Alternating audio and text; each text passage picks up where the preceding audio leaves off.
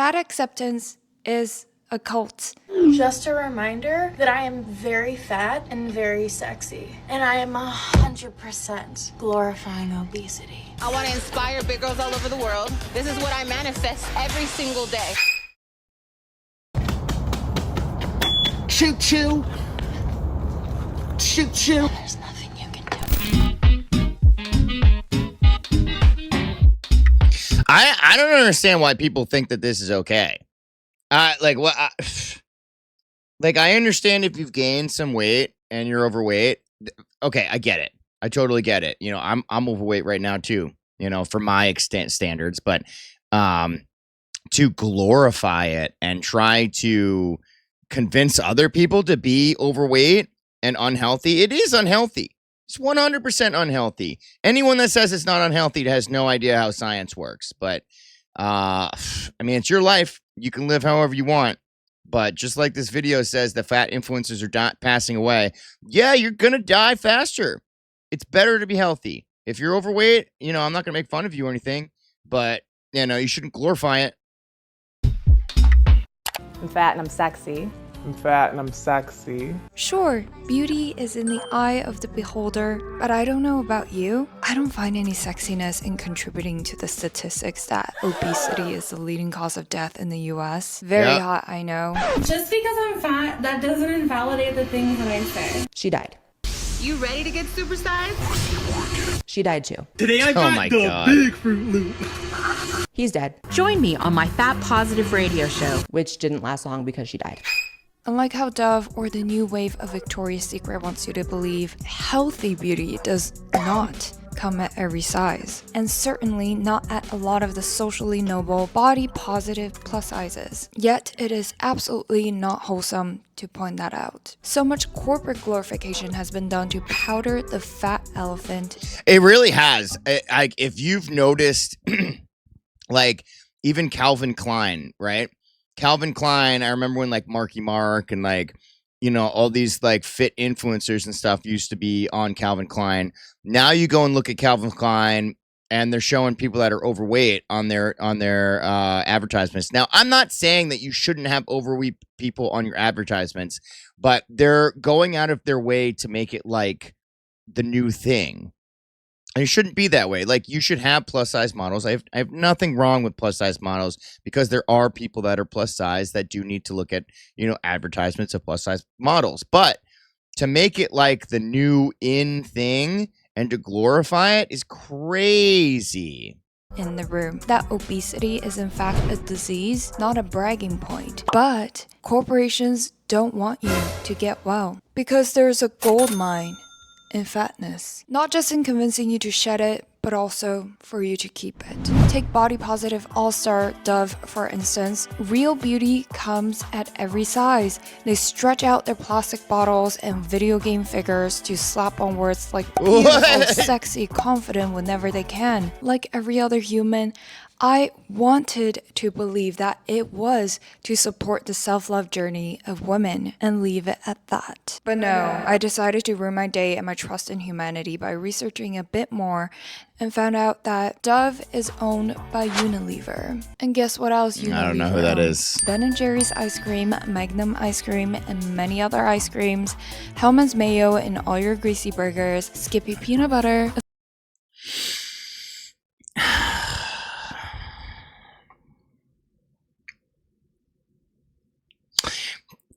This is a real problem. I mean, it's just like how the pharmaceutical companies will literally cause issues then just to make a vaccine for it. This is terrible. This is terrible. Not only that, but like big corporations like McDonald's and Kraft and all those are like the same corporations that own like the cigarette companies and stuff. They are selling you disease-ridden products. They are selling you products that are going to kill you, and they don't care. They'll just work with the pharmaceuticals to try to fix your problem afterwards. A selection of frozen foods. I can go on. Isn't it nice to encourage your consumers to accept their enlarging body and deteriorating health as the ideal. In order to sell more of your processed foods because their beautiful bodies deserve more. Has body positivity, a movement intended to uplift women, become just manipulative limits to our acceptable emotions? My dear sweet child, that's what I do. It's what I'm born for. And worse, a cover for big food, big farming, and big pharmaceutical companies to profit off a nation of increasingly sick and fat people. None of this is a coincidence. You know, I will say that we didn't used to look like this. If you look at pictures back in the day of like the 70s, 80s, 90s, there weren't that many obese, overweight people. Now it seems like they are everywhere. And I don't even think it's their fault. I really don't. You can eat a lot. So here's the difference. Eating a lot of food doesn't necessarily make you fat. Okay? You can eat a lot of healthy food, a lot of vegetables. Cucumbers have like no calories. You can eat a lot of celery, all that stuff. You won't gain that much weight and it'll be healthy. But if you eat a lot of like McDonald's with like a bunch of calories in it and a bunch of like chemicals and a whole bunch of bad stuff for you, you're gonna gain weight. It's not how much you eat, it's what we're eating. They're poisoning us. So the industry has engineered what they call the bliss point for the perfect amount of sugar in products, not too little, not too much, working on maximizing the allure of their products. Quote, sugar is evil, by the way. If you want to lose weight, stop eating sugar. Only get your sugar from natural sugars in fruits and vegetables. Some vegetables have it as well. Stop eating processed sugar. Stop eating processed fats. You'll lose weight. We like them fat. Pick any ultra-processed foods at your local grocery store, for example. Some Kraft mac and cheese and Nestle drumstick paired with some Kit Kat, Coffee Crisp, Smarties, and why not throw in some Laffy Taffy? Pop in the Kool-Aid and 4 cans of Dr. Pepper to keep hydrated. Oh, and can't forget the Oreo and Chips Ahoy. Do you know what the worst part is? Watching this, while she was describing that, I wanted to eat every single one of those things that she described. Every single one. 4 cans of orange Fanta for the vitamins. Fanta. Balance, as one may say. As conventional beauty standards have become much more accepting and ambiguously defined by beauty giants. But guess who owns the beauty giants? Conglomerates like Nestle, Unilever, who sell you anything from chocolate to ice cream to frozen foods, and that is when the Dove body soaps begin to make sense. Not saying that all body positive and fat acceptance campaigns are there to manipulate and trick you into increasing your body fat percentage without limits. And that is exactly the issue. So much of the message comes actually from an extremely caring and helpful perspective to help remove the stigma around plus-size people. But also, so much fat glorification has been disguised as acceptance. Oh my God. And when the majority of your stakeholders need to make money from selling frozen pizzas and ice cream, the votes are not up to you. Hiding profit-generating fat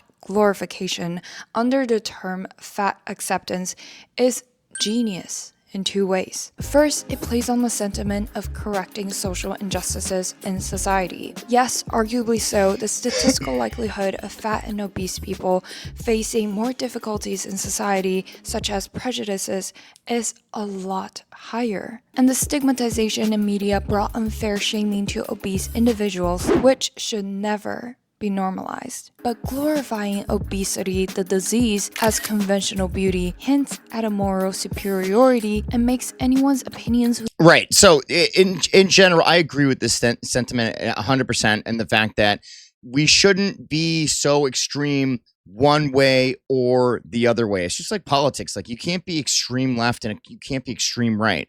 You have to be like more in the middle. The same way with glorifying obesity, you can't be so far over to that side where you're glorifying it, but you also can't be so far over to the other side where you're putting people down for being obese, because that's not going to help either. You have to be in the middle. You have to, be accepting about the fact that people might be in a bad place in their life, or the fact that they're poisoning us with the food and they don't have the tools. They don't know how to actually buy healthy food, cook healthy meals. They think it's more expensive to be healthy, which is right now, by the way, 100% a lie.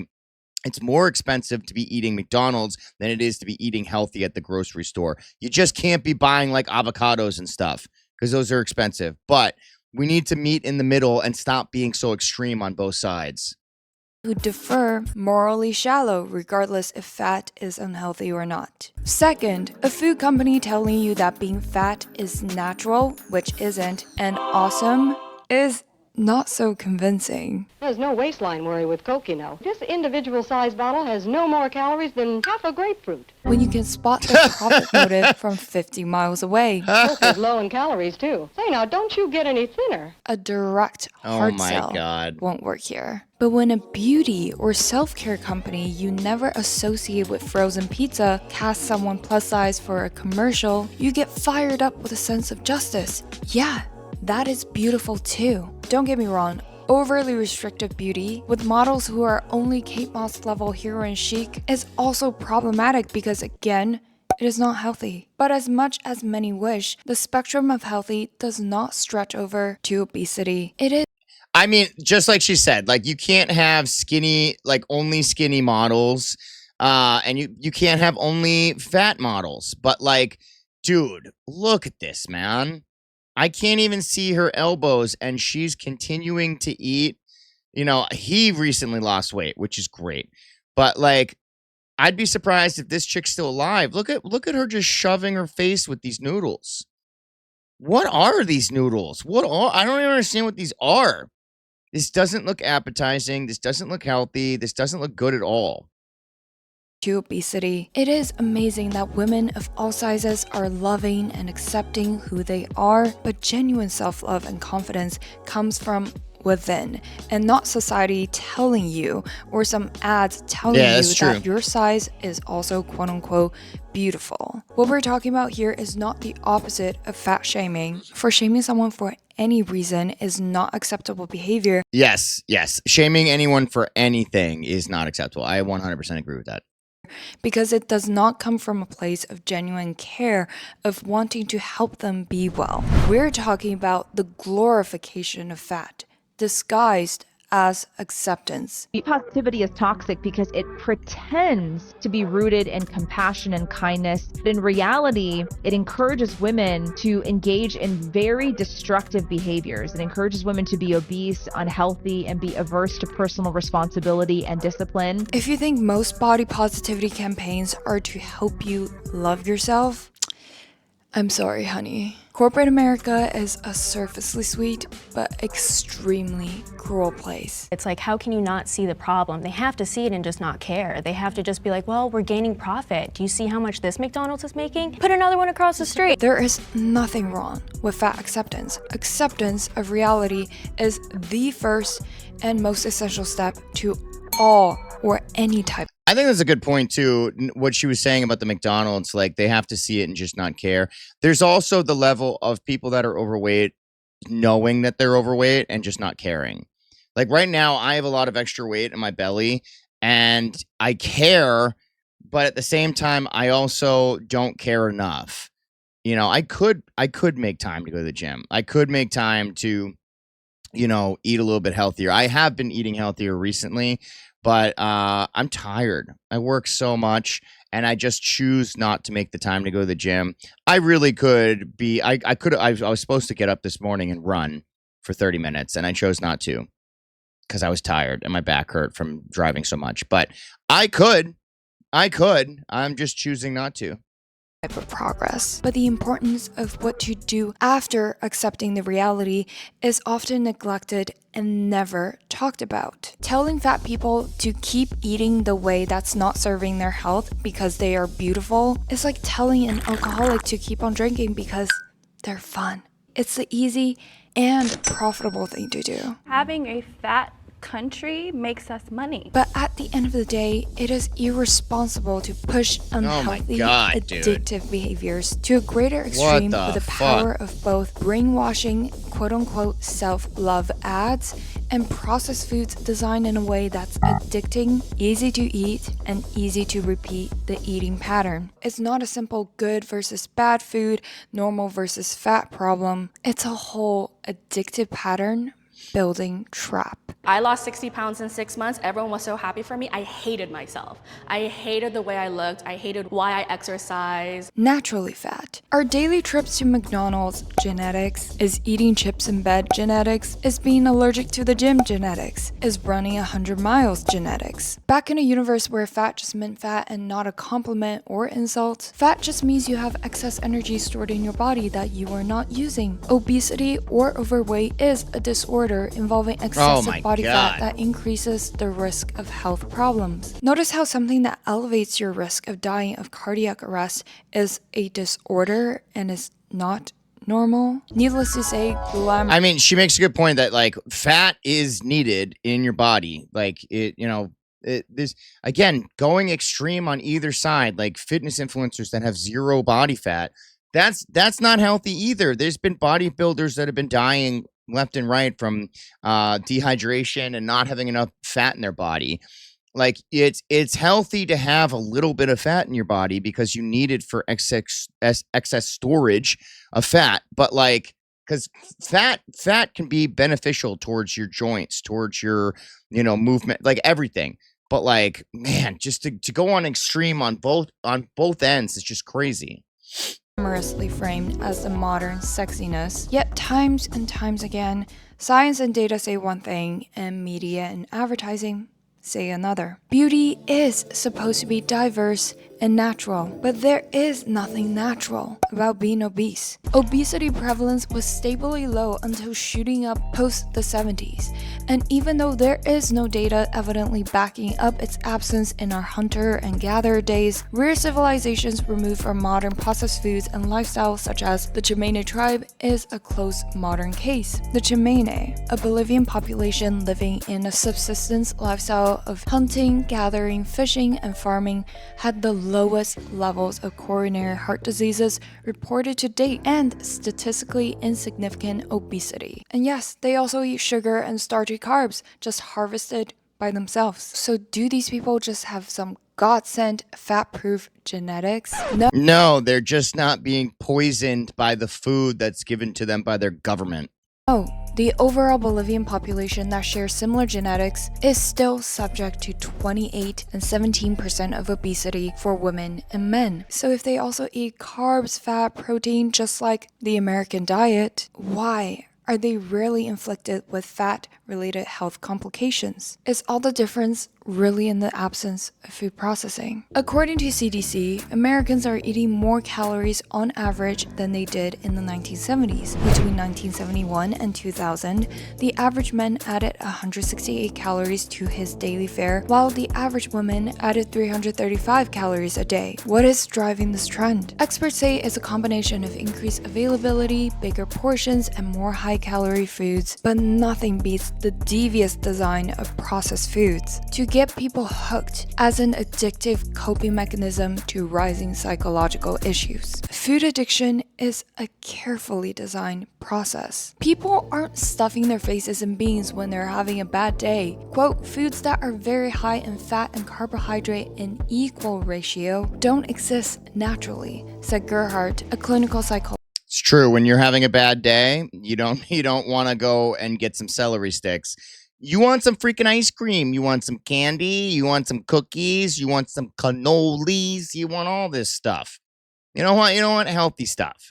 Psychologist at the University of Michigan. It is something that is designed by food scientists in a laboratory to look a certain way, feel a certain way in your mouth, smell a certain way when you open the package. So once you had one pleasant experience with it, you want more, and you want it more often. Food addiction is on the rise, and the conglomerates are normalizing it. Jesus, Or rather, dude. glamorizing the consequence of it. So much of the fat acceptance movement is actually a brainwashing ad for addictive junk food. And yes, excuse my language, for it is now politically incorrect to call food good or bad. And I agree. It's all based on perspective. Good for what and bad for what, and how much of good before it turns not so good. Because good versus bad is so subjective, it's easier than ever for food companies to manipulate the concept. Because the easier answer is always one that makes you feel good. To eat as much as you want and still feel great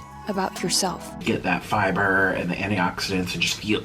And the greatest beneficiaries to glorifying this disease is the toxic triad of big farming, big food, and big pharma for creating a nation of sick and fat people. Let me put it into context. About a third of our economy thrives on making people more fat and sick. Big farming grows 500 more calories per person per day than 25 years ago. Industrially processed foods with addictive combinations of fat, sugar, and salt deter the stop signals for eating. The sicker our population, the more medication. This is why I'm glad that RFK is part of the MAHA movement, making America healthy again, because we really do. We need to be healthy again. We need to at least give more options for restaurants and for even fast food. We got to make fast food healthier. There's so many more chemicals in US McDonald's than there is in like the UK McDonald's. Like just stop putting more chemicals in our food. Medications are sold for high cholesterol, diabetes, high blood pressure, depression, and other lifestyle-driven diseases. While more and more of us believe not only is this okay, this type of sickness is sexy and beautiful. And sadly, the profit-driven version of the fat acceptance movement targets women way more. Why do we see a range of plus-size models from mannequins in retail to Victoria's Secret fashion shows, while men's fashion still shows buff and toned models and plastic mannequins? Because it doesn't work with men. Men don't want to be fat. When you go on TikTok or anything, the women that are parading around saying that being fat is beautiful and stuff, they're making money on that stuff. They have a lot of people being like, yas, queen, and saying, you're beautiful, queen. And then they make a bunch of money on TikTok. Men don't have people being like, I mean, other than like Nick Ocado, blah, blah, blah. But even he lost all the weight. He gave it up. Nick Ocado, Macacado, whatever the hell his name is. He gave it up. He lost his weight. But like, you don't have men being like, yas, queen, you're so fat and beautiful. We don't have that. Men, you know, if you're a fat guy, you're a fat guy. Whatever. No big deal, right? But no one's sitting there glorifying it for you. Does not add up. Perhaps it is because of the preconceived notion that women care more about appearances, or that many women still take the main responsibility for shopping for food for the whole household, which drives more impact in speeding up the fattening of the population, leading to more sickness. The spiral itself, from farming to food processing to solving a naturally increasing problem, is just bleak and sickening. Self-acceptance is not the opposite from self-improvement, and is certainly not the logical reason to regenerate 90% of your cells from frozen pizzas, chocolates, chips, and whatever genius foods corporations created to keep you addicted and sick. Part of loving yourself is to actually take accountability for your well-being instead of letting profit-seeking commercials tell you that you are enough. Being positive does not mean being unrealistic. It requires the courage to face the discomfort of broken delusions and be willing to make changes if needed. Body positivity movement has now resulted in magazine covers that actually says this is healthy. The lifestyle of being obese is now not only beautiful. That's crazy. That's crazy. Cosmopolitan is saying this is healthy. I mean, like, there's nothing wrong with looking like that, but to say it's healthy is nuts. Is healthy. The lifestyle of being obese is now not only beautiful, but it's healthy. Glorifying a disease is not self-love. It's delusion. Of course course I don't have any health problems. Always out of breath and it's hard to do things, but that's because of fat phobia. The doctor's not listening to me. It has nothing to do with the fact that my fupa restricts my movement. And despite how impossible it seems, what you do after acceptance is still your choice to make. That's a food for thought. All right. Great video. Make sure to give it a like. Check it out. I will say, everyone's beautiful. I get it. Because beauty is in the inside, not the outside.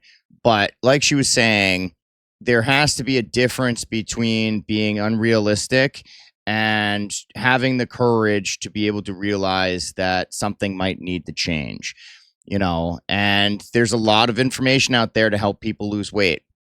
I do think that a lot more people should understand that it's not really about the appearance part of it. If being overweight was healthy or at least not unhealthy, then it wouldn't matter. You could look however you want. That's never been the case. I'm not going to go and go tell somebody that's overweight that they're ugly, but I am going to look at them and say, man, like maybe you should lose weight for health reasons. I wouldn't want you to, die early or have a heart attack or something like that. It's more about the health reasons than it is about the beauty. A lot of people like bigger people, and they do think it's beautiful, and there's nothing wrong with that.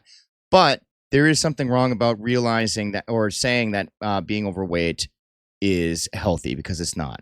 Scientifically, you are more susceptible to heart attacks, to strokes, to high blood pressure, all that kind of stuff. Having joint problems, having muscle problems, having all that stuff.